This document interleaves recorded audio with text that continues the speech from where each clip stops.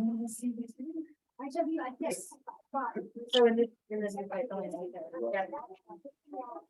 right, thank you, everybody.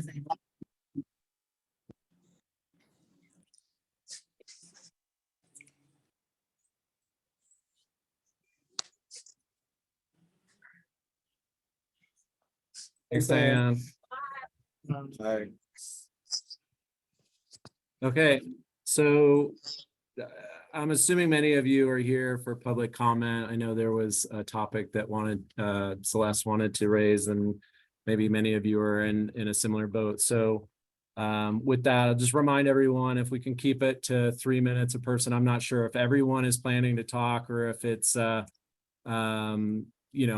just to hear what's going on. So Celeste, we talked about maybe you going first, and then we'll see where it goes from there. Yeah.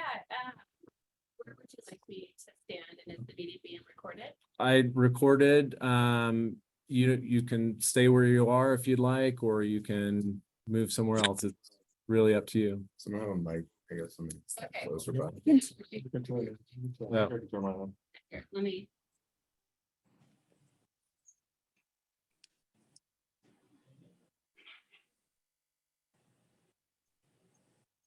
Do it off my computer. Go.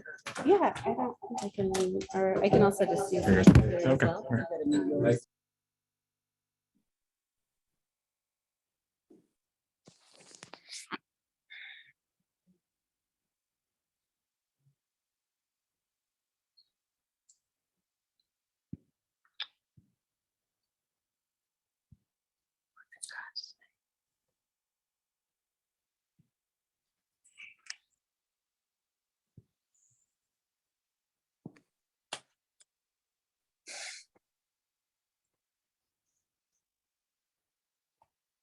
There's no sound.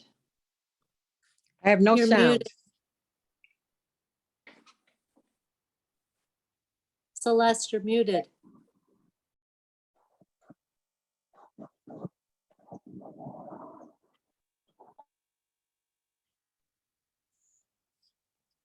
Hey, everyone. My apologies. I was on mute. We're going to start over here. Thank you for your time this evening.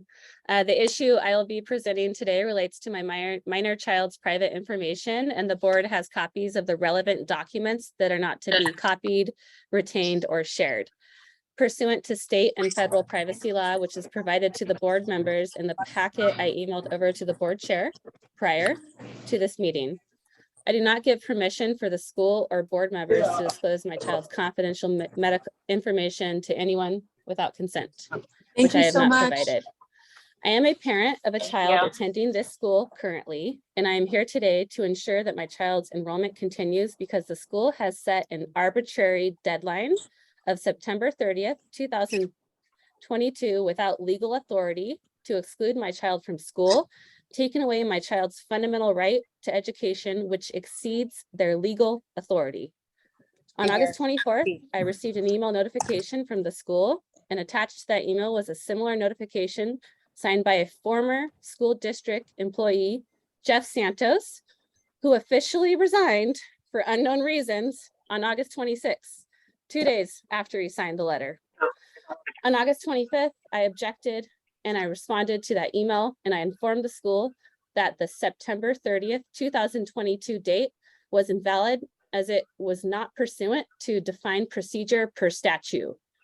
I have consulted with my attorney, and she confirmed that the school has taken an unlawful position regarding the email notification sent to me on August 24th. I exchanged numerous emails with the school regarding the misinterpretation of the laws, and the school has maintained their current position. On Thursday, September 1st, I stopped into the office to drop off a donation check after back to school night, and I handed the check to Principal Manahan and mentioned that I did not receive the call from him as he agreed. Then we stepped outside the school office to have a conversation, and the conversation deteriorated, and Principal Manahan made it personal, used profanity, called me a SHITTY parent, intimidated me, and he proceeded to threaten me by stating that he would notify all staff members of our correspondence so that my family would not feel welcome on campus. At this time, I am requesting the board review the confidential documentation that I have provided and resend the notification emailed to me on August 24th. I would like the board to provide me a written decision to my request as soon as possible, as time is of the essence. Should this matter not be resolved timely, then I will have no choice but to escalate it and also present the same to the school district.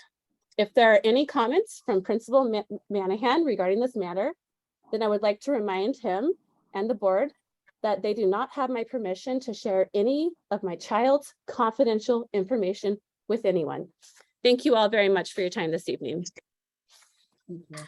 You're one brave mama. Yeah, you are. Yes, you are. Yes, you are. young One lady. brave mama. One Okay, brave. so thank you for your comments. Obviously, some serious things that you've alleged. I will tell you that I didn't, you sent the email, but I was working, so I didn't see it yet and haven't distributed it to board members. So we'll look That's into right, that, sis. follow up, and certainly look into the issue as That's right, as you sis. presented. So I don't think we're prepared to really comment at this point. So, but thank you. Are there other folks in the Zoom that have public comment as well?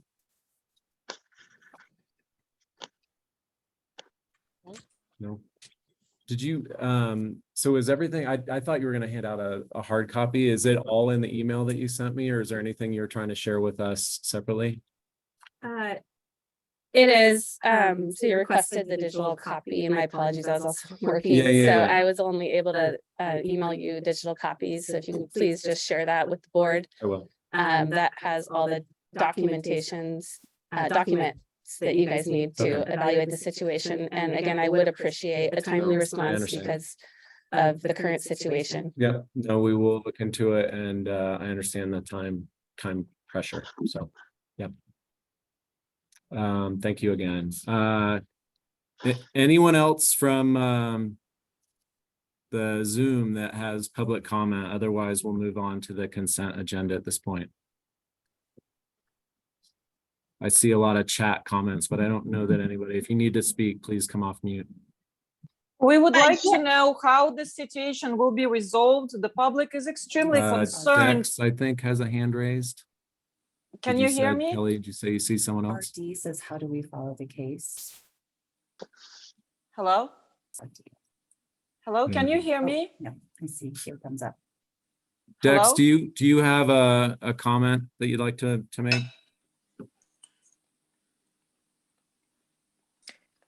Okay. I'm not sure. And in terms of following the case, I think that's challenging because as Celeste mentioned, it's a private issue. So I don't think that's appropriate especially as the board has not reviewed all the details to comment necessarily on the specifics. I don't know if you know Celeste or would be able to follow up with her as well. But as I said, the board will review the matter and get back to her specifically. Can you hear me? My name is Martha Okay. Anello. I'm Gabriella's Yeah, grandmother. someone's talking, but she's not. Who's trying to talk? And Mimi? Mimi. My name is Mimi Anello, and I'm Gabriella's grandmother. She's. Can you hear me? Yes, we can hear you. I can hear you. Well, I just have one quick thing to say. It is the constitutional right of my granddaughter to get her education. It is not the constitutional right for her to get vaccines. That is between her parents and our family. And this is how I feel about this. And I think that this issue should be resolved, and I think it's very unfair. Thank you. Thank you. I appreciate your comment. Hello, I wanted to comment. My name is Lily Aby. Can you hear me? Yeah, did you say Lily? Yes, Lily Aby, correct. Yeah, I Yes. think you go ahead and go. There was someone else who was going to speak as well, but you go Yes, first. I just wanted a short message because there's a lot of public interest around the situation.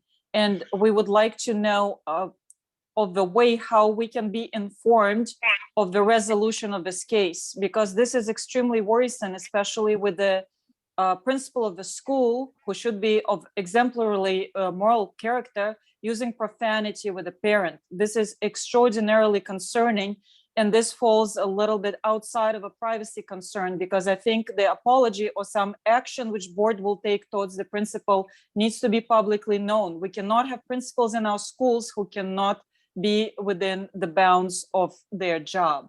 So how we can find out the results of this action? That's my question.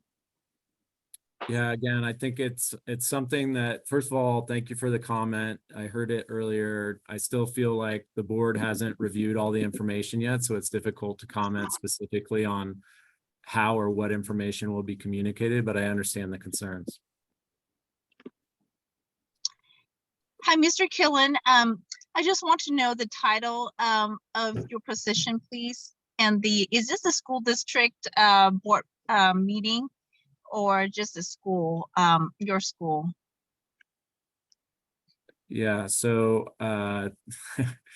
the time for public comment, I'll answer that question, but just to be clear on sort of the way that the public comment works, there's no really obligation for the board to engage in conversation. You have an opportunity to speak, and we are listening. In this case, I just want to make sure, because I don't want to turn this into, a lot of dialogue with a bunch of people on the call, but I'm John Killen. All the members of the board are volunteer members for the SELS board. SELS is a public charter, so we're very closely associated with the TTUSD district, but we are an independent charter. And I can't remember if I mentioned this. I'm acting as the current board chair of the board. Thank you. Sure. Are there other comments? Sage. Yes, Sage? hi everyone. Thank you for being here. We have a tight community. We are all affected by this decision. I'm under the impression that there's a percentage of safety with our school, and those people that are outside that percentage are somehow, I'm not sure about the word choice. I didn't prepare anything to speak, but I know there's a percentage ruling under this type of bureaucratic movement. And in my responses and in my interactions with the various people, I received an email also. So we are also one of the excluded parties in this potential situation. And this bureaucracy that I'm encountering is, it's kind of like this legal jargon. And then I'm under the impression that we have 7th grade checkpoint. So I'm so curious why on earth it's even coming into play if our school is within that 95% safety bubble or whatever you want to call it.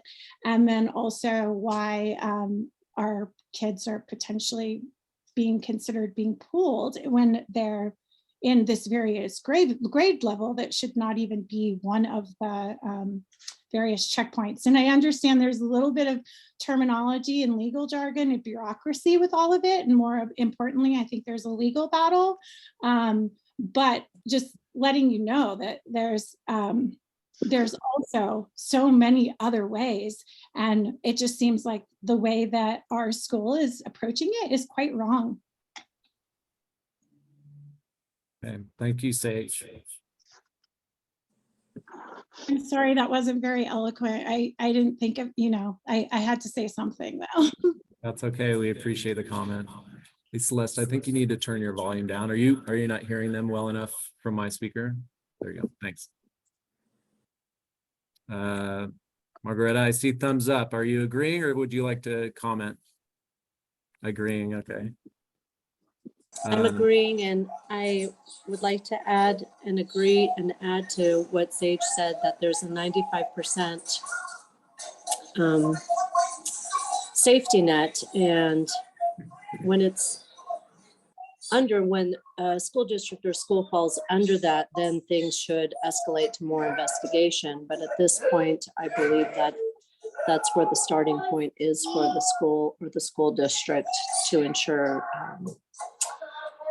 we include everyone with their specific needs and their backgrounds in their medical needs. Thank you.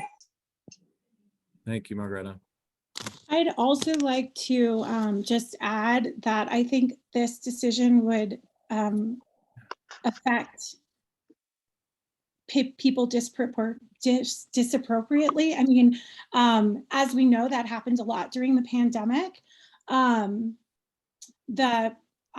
a woman of color. I think you guys actually have to save spots for kids that are economically disadvantaged. And I just don't understand how that would even be part of the rationale to further exclude these children that you get grants to include, if that makes sense. Does. Thanks. And by the way, part of the way this works is really everybody has an opportunity to speak, but not kind of multiple times, right? You've got your one time and a time block. And I appreciate, Sage, that you hadn't planned on speaking, so some things are coming up. But if we can refrain and just kind of keep it to one per participant, I'd appreciate it.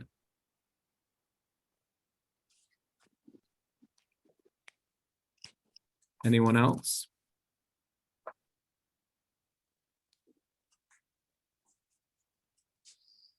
Yes.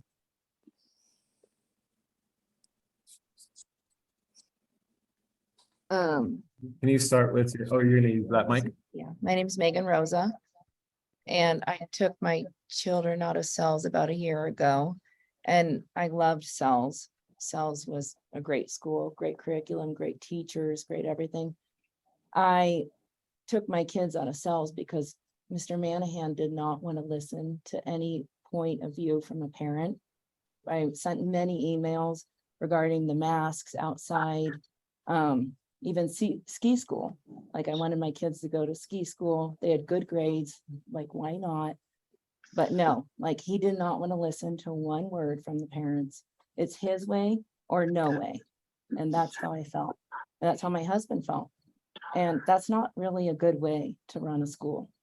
And it's either my way or get out. That was his attitude. And I took my kids out. And I really like SELS, and my kids like SELS and everything, but he is the sole reason why we left SELS.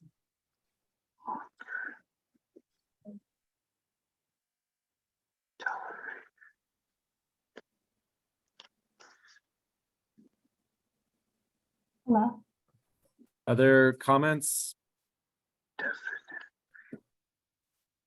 Hello. Yeah, I see DK. Can you start with your name if you wouldn't mind?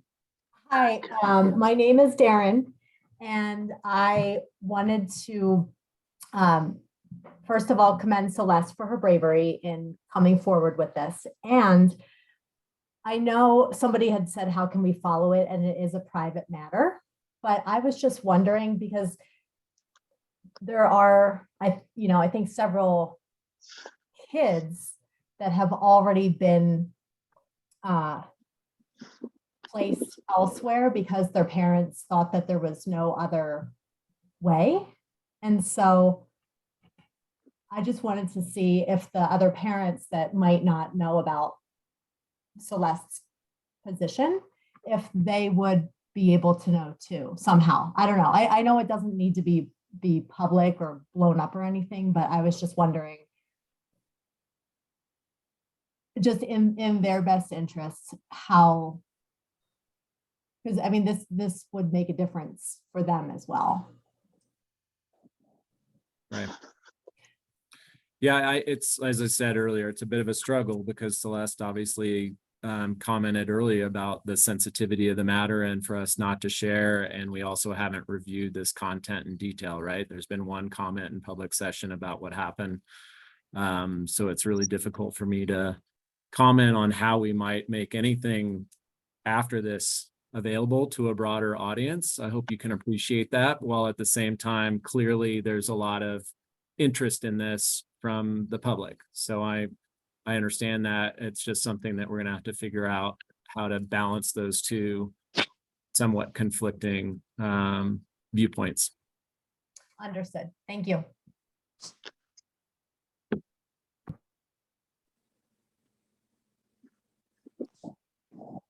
Other comments, and I think I would also just say, I mean, I see 44 participants on the call. I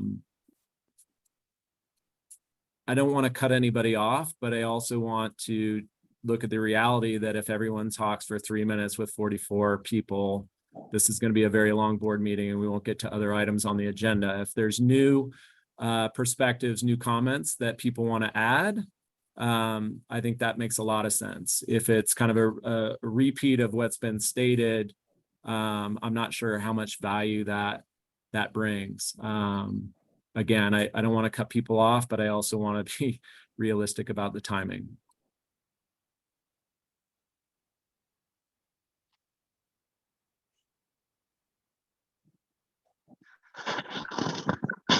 Anyone else have anything to add other than it seems like most everyone's here in general support of what's been said already?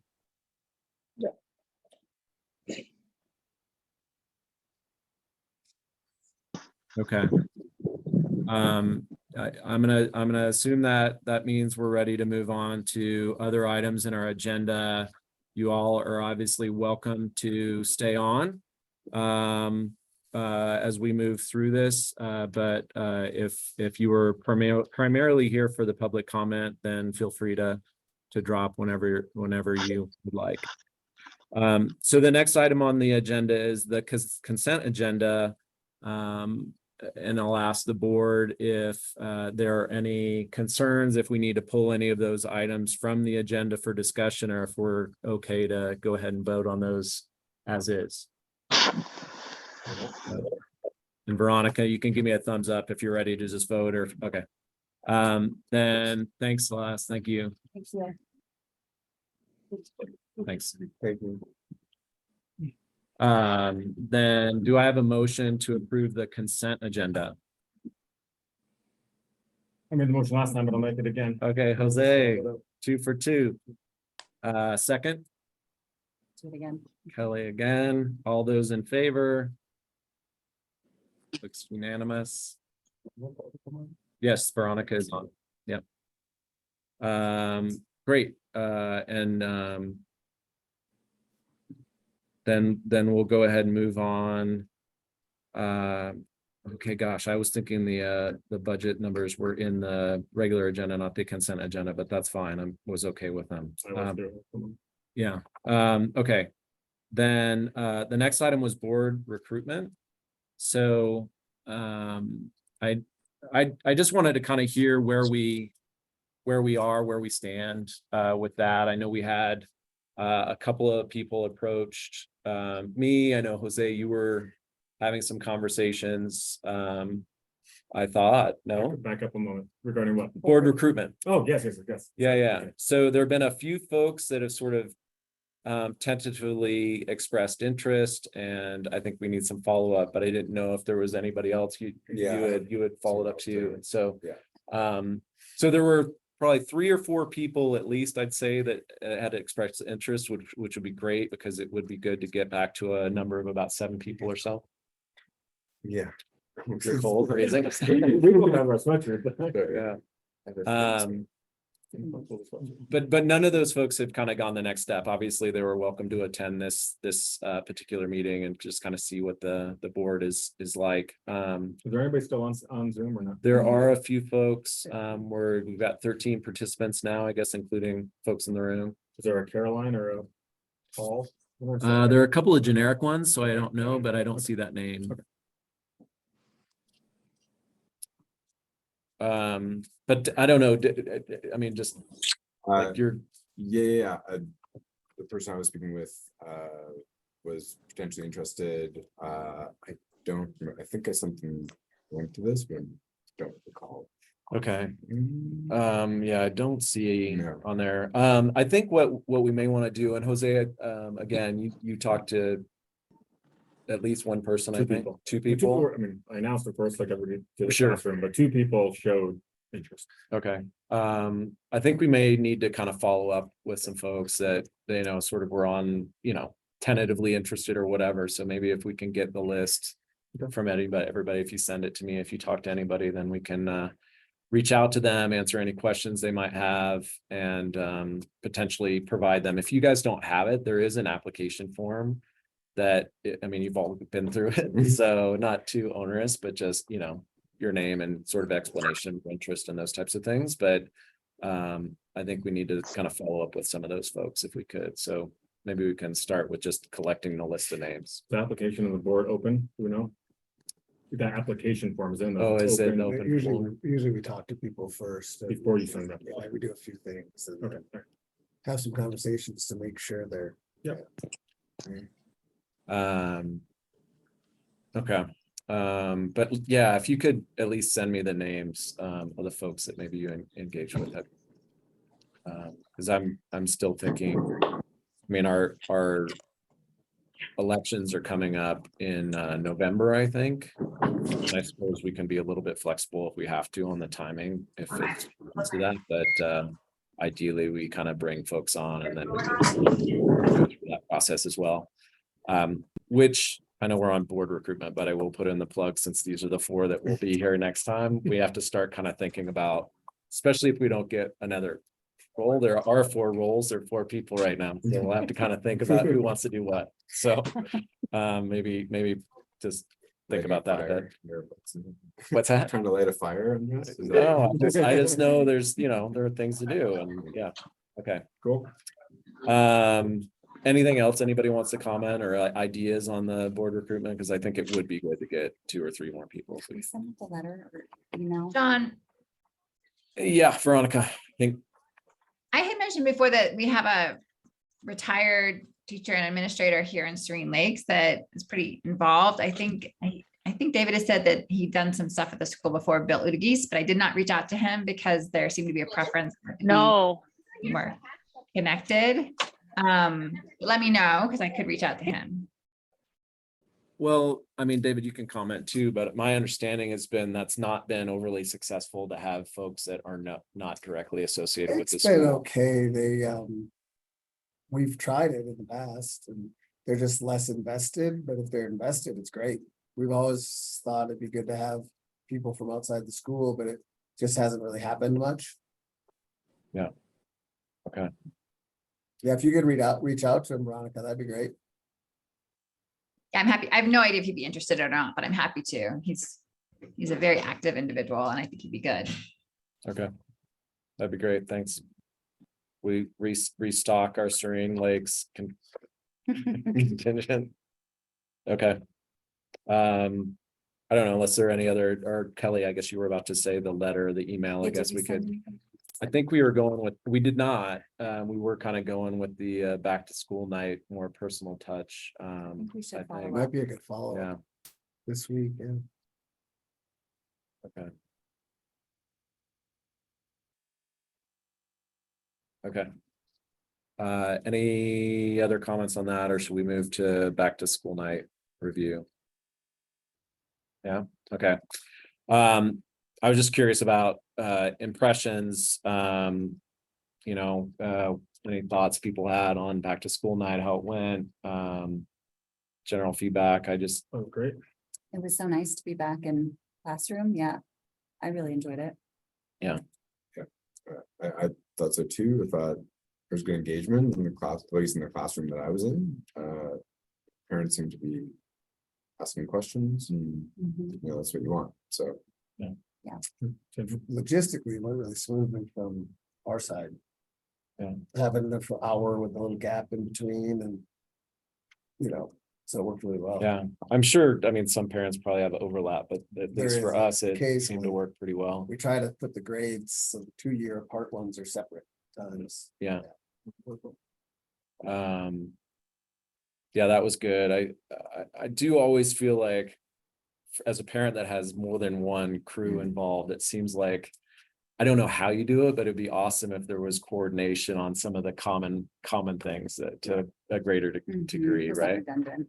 Redundancy, or, you know, I don't even know, like, everybody's got even a different way of kind of signing up for field work activities or whatever. It's almost like if there was a master sheet or something, then it'd be easier to know dates and, who's doing what or something. I don't know what the answer is. It just seems like there's a little bit of everybody does some things their own way. Yeah, and then there's a little bit of a learning curve year over year, which Right. isn't efficient. Yeah. It's a good So- idea. Or it keeps you from getting too bored. Yeah, there you go. Too redundant. Yeah. Veronica, do you have any feedback from back to school night or what worked, what didn't? So, okay. I mean, I thought it was great to be on campus. Yes, on the redundancy, but I don't know how you get around that. Yeah. Yep. Okay. All right. Any other comments before we move on? We're blazing through. Okay. Board retreat. I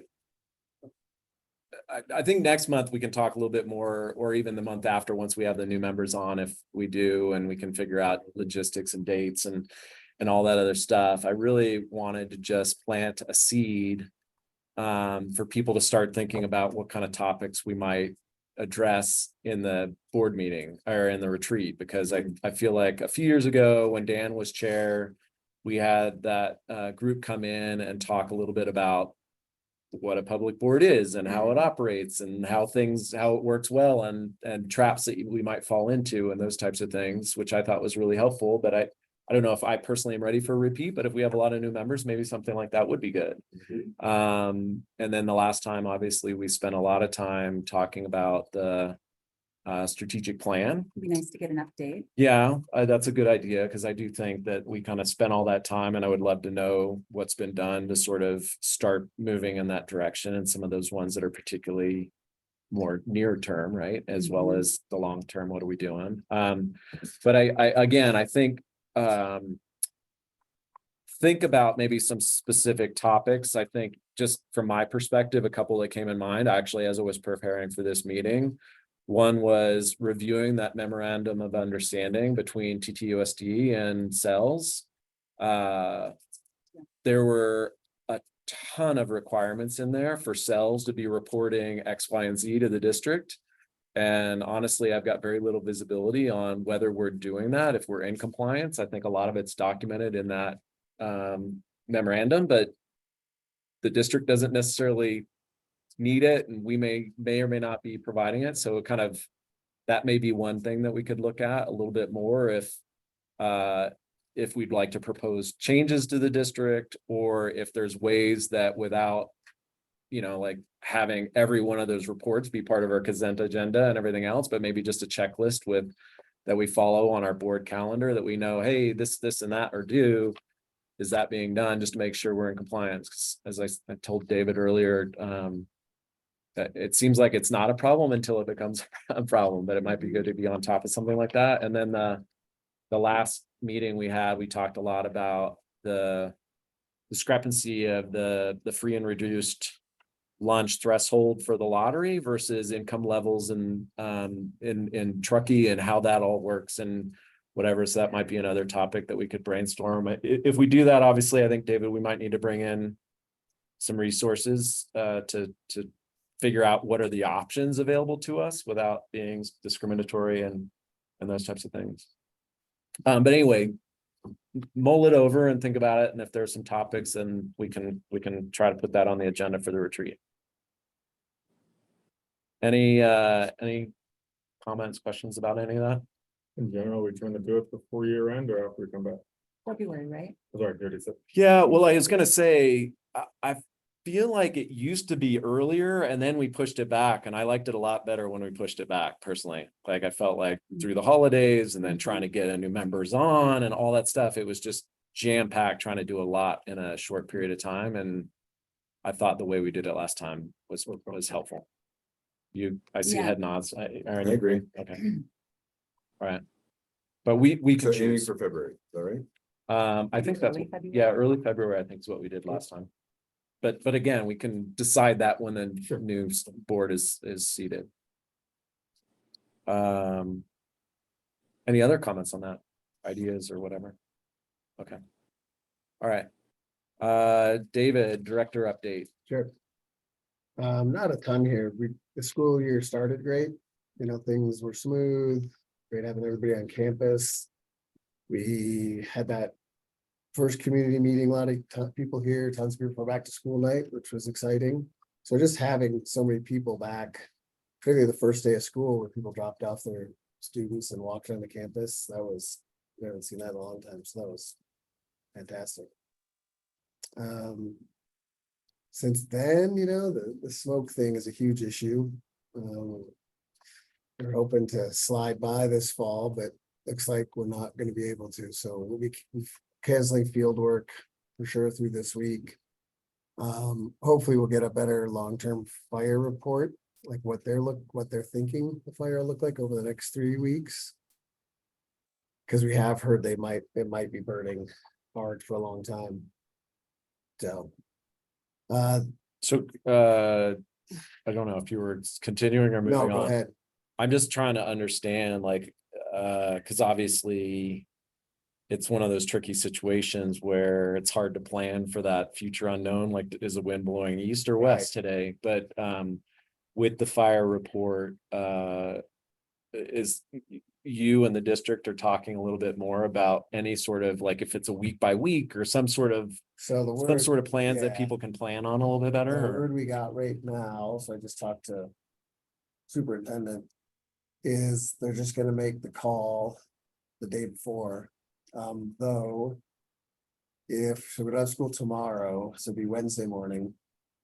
If the predictions are for that afternoon really bad, sort of that 1 o'clock-ish, they have mentioned it's possible to go to minimum days.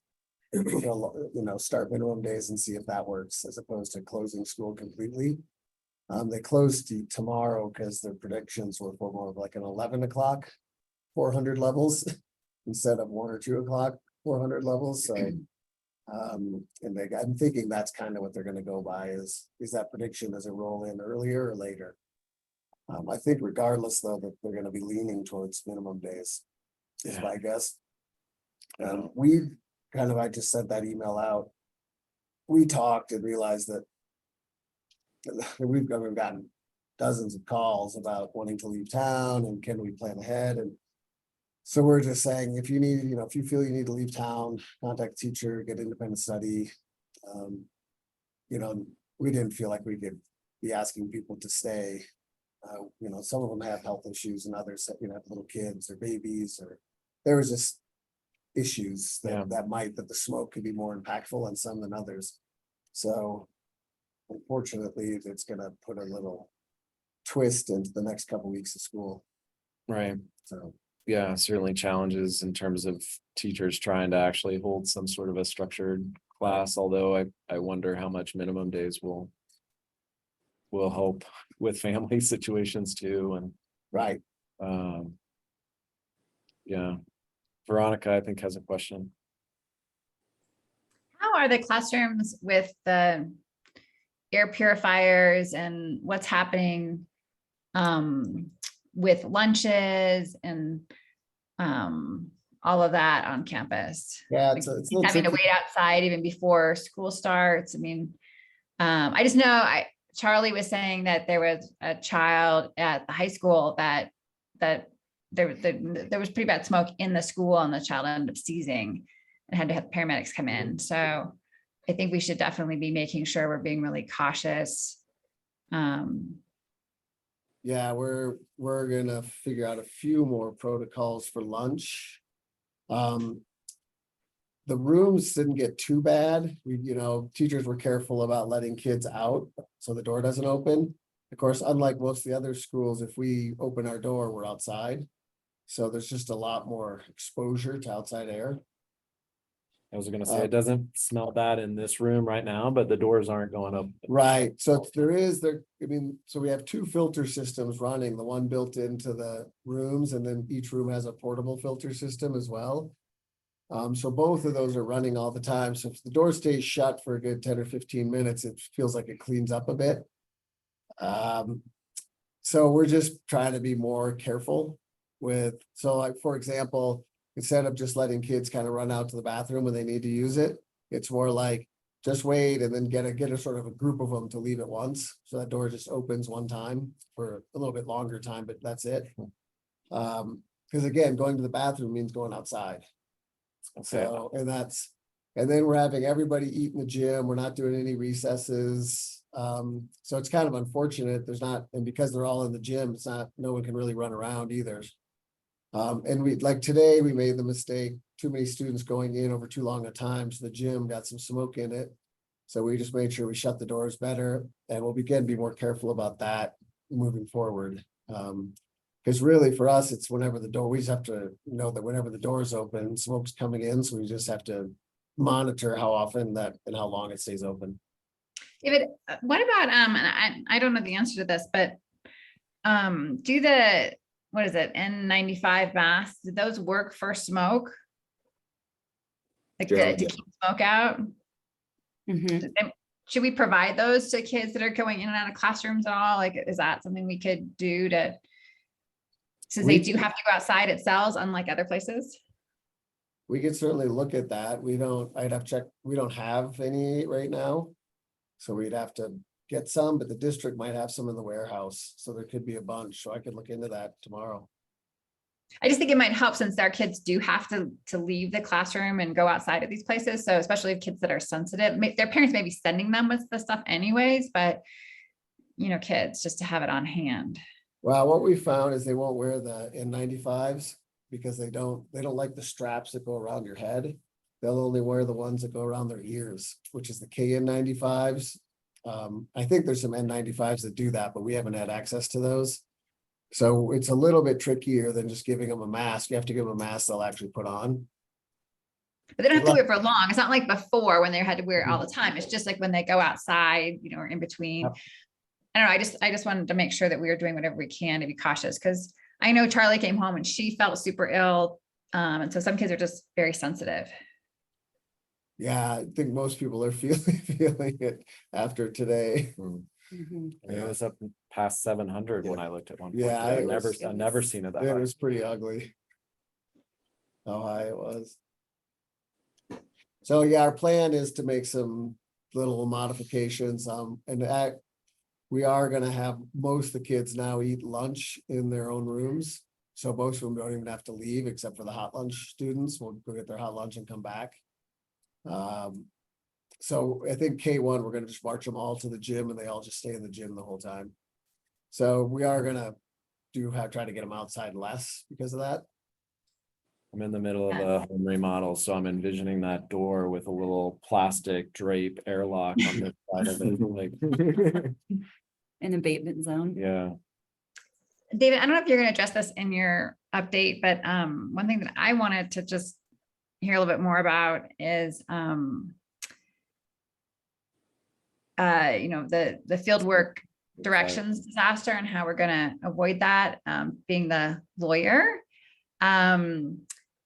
I think that I feel that the administration should really be the one that's handing out the directions, and they should probably have maps, because it's not just this risk that there's an incorrect direction that sends the parent on a weird road, but often with field work, that, you know, parents are out there and they don't have cell coverage, so they might get turned around. Anyways, I don't know. I don't know that given the liability of the school that there shouldn't be a backup as far as the directions that are being handed out to parents. Yes, you're correct. We are, you know, we're going to be talking a lot about that, and there's very few times where we go places where that kind of thing matters like it did. But regardless, whenever we have the bigger leaves of town, we'll set up sort of, as you suggested, multiple people looking at the maps to make sure they make sense before they're handed out. That kind of a thing. I think there weren't maps, they were just directions. And so I think that too, yeah. I guess that's what I mean, directions and maps. Obviously, they should go together. And that was definitely a mistake. No question.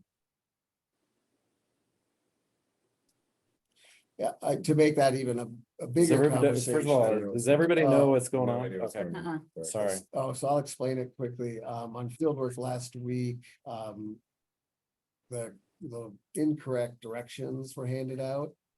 And we were going to Sierra Buttes, and so it sent people into the backside of the buttes down some pretty tough roads. They were like 4-wheel drive roads and Narrow, so steep narrow, drops. With yeah, kids in the yeah, cars. everything. Yeah, it was a tough situation. Yeah. And thankfully, nothing much happened except a flat tire. But Well, some minor damage to cars besides the flat tire Right. too, I think. Yeah. Like there was brush in some areas. Mm. yeah, so there's things I'm following up on with that. So it was definitely an issue. So Veronica, you're saying some oversight on what's being communicated out to the parents for those types of that type of field work going forward, is that? Right. I mean, for two reasons. One, just the school's liability if, parents are sent to somewhere incorrect. But two, we're asking a lot of teachers, right? I mean, they're being asked to basically be, outdoor leaders as well. And there's just so many factors. I was listening to the teacher involved talk about, she'd been thinking about this and thinking about this and all the different factors that she'd been trying to think of to make sure that, everybody was going to have this great trip. But then there's this mistake on the directions. And I just feel like it's also just a way to provide some backup to the teachers that somebody else has looked at it and they checked the maps and, and I'm sure that in 99% of the time, it's never going to come up again the way it came up this time. But it just feels like that's some backup that the administration should be doing, because it may not happen this way. But like I said, I know I've been on field work where I have no cell coverage. And and so I think, if you had like a map, in addition to directions that can help in those circumstances, because if people get turned around, even though it's their fault, they got lost, but if they get turned around, they get panicked and then they get in an accident, it's still not good. So. It almost seems like, sometimes field work is consistent year over year and it doesn't change, but when there's new field work and it's brand new, right, to the school, that maybe then we need to have that backup plan to have some extra set of Or a new eyes. teacher in this case. Yeah. Mhm. The other thing, Veronica, that came out of it is to have, directions about a meeting spot or a rally point. If people do get scattered, then everybody knows, hey, if you're lost or something's confused, go back to a certain place. Then that'd be on the map or in the directions as well. So we talked about that too. Do we have an emergency preparedness manual for field work that would be consistently used every time, like in the event that something were to happen, that it's part of that field work that everybody's trained on and understands, because things can happen, right? And it's good to be prepared. Yeah. And there was disagreement. So for example, after I got off that fire road, there were some parents who still wanted to go back up and try it again. And I was not having any of that. And I wanted to go to the campsite. I felt like in my mind, it was logical that we'd gotten lost and to go to the next point. But there really was disagreement. Some people wanted to go, and they found where they thought the trailhead was, and they wanted to go try that again. Other people wanted to, camp on the road, sort of like Julia and Christy Hood did. But there really wasn't any clear agreement on what people should do next. No, right. That would be part of the change as well. Yep. Yeah, we'll Wednesday we have is an official minimum day, and there were plans to discuss all this with all staff on Wednesday before other people go out on field work. That would be good. It also sounds like a potential topic for a board retreat too. Yeah. Look at whatever you guys Right. come up with. Totally. Yeah. Do that. Anything else on that? And then Veronica, sorry, I was trying to say, are everybody good with what's not good with what's going on with the smoke, but any other questions or with what's going on? Okay, sorry. On the EL front, we finally connected with a school designer. So we have this guy, Tony, he lives in Portland, so he'll fly down probably four or five times this year and spend a couple of days each time working with the teachers, doing some professional development. And I know him, he's really good, so we're excited about that piece. Because we haven't been well connected for a long time. We also have national conference. National conference is in December in Chicago, and we have a couple of teachers presenting at that, which we try to do every conference. So Lorenzo and Diane are presenting on podcasts, like how to make podcasts for elementary kids and for middle school kids, with different programs and ways to set it up. So Lorenzo and I did it 4 years ago or something at a national conference, and it went over really well. So that'll be good. And then we'll be taking a few people to that as well. And we usually do offer an invitation if any board members are interested in going. Talk to me, and we can work on that. They'll talk to me soon, probably. It's December, first week of December, I think, off the top of my head. Like a Thursday or Wednesday, Thursday, Friday, something like that. So his first visit, I think, is coming up in October. And then I don't recall if I brought this up last time. We are engaged with an organization or a group of researchers that works through EL that is doing sort of food culture for middle schoolers. So our middle schoolers are participating in that. Sorry, what was that? Food culture, yeah. Okay, thank you. Just things around whether it's equity or an inclusion or self-worth, just different stuff like that. So our kids will go through, they'll do different interviews at different times, but not interviews, I'm sorry, questionnaires and surveys. The people will come to campus once or twice. I think the lead authors out of either Harvard or BU, I can't remember. He's jumped between the two places. And so we're one of 6 EL schools across the country that are part of this. And they're just looking at middle schoolers and how schools are running their character development programs, but really focusing on how they build the culture of the whole classroom. So we're kind of excited for that. And so we have it already scheduled out like for one meeting every month for the next 9 months. Our middle school teachers will go online and have conversations, and then we'll start giving the students some surveys. And again, So it's over 9 months, and then at some point, a year or whatever, would we see some kind of report? yeah, or whatever, whatever? yes, Okay. whatever they come up with, we'll get to see all that. Yeah. And besides SELS, how broad did you say it was? I think there's 6 other schools. Okay. And, everything from us to a school in North Carolina to DC. Who else was on that list? Can't remember, but it's kind of a spread across the country and demographic groups and everything. Yeah. So that part's pretty cool. Let's see, that's really all I have. I was gonna ask, you mentioned last time about the tech grants or grant, and I was So just I'm curious, like. still, nothing? so this internet connectivity grant that we applied for through a tech provider. So they really were pitching it. And we can't get information about where that's at. So I think I submitted it in April, maybe. And we've heard nothing. So I keep communicating with the tech provider that they said this has happened before with months, we don't hear anything. But it would be a couple hundred of Chromebooks and about 15 iPads. So it's a big grant. It would be well needed for us.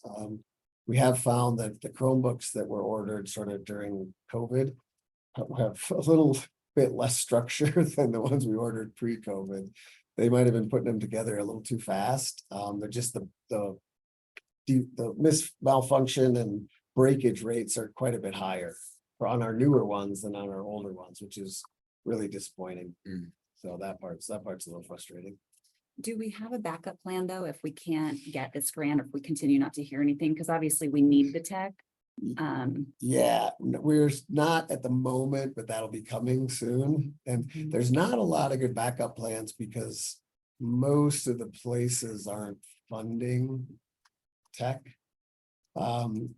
we're working with Kirsten, who's at Excellence in Ed, because Mhm. they do provide some money to the districts. We're looking at if we can get some money from Ex and Ed for that. We may look to some outside grants, whether it's Martis Fund or whoever, but usually most of the places want programs and other things, they want to fund programs and staffing more than they want to fund technology. Mhm. It used to be everybody funded technology, but I think maybe they all overdid it and want something different now, I'm not sure.